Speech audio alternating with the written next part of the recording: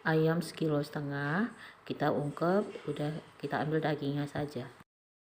Assalamualaikum warahmatullahi wabarakatuh, ketemu lagi dengan vlog Mama EN. Nah, hari ini kita akan membuat sosis Solo.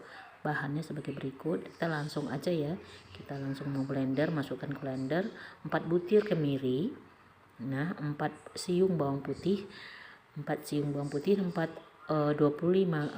bawang merah, daun salam, serai, santan sebanyak 65 gram, garam 1 sendok teh, dan jangan lupa dengan merica setengah sendok teh. Jadi daging ayamnya sudah disuir itu jadinya 500 gram, jadi suirnya masih kasar, saya akan blender dulu. Bahan kulitnya 500 gram tepung terigu. Nah, masukkan garam 1 sendok teh, udah kita masukkan air kaldu.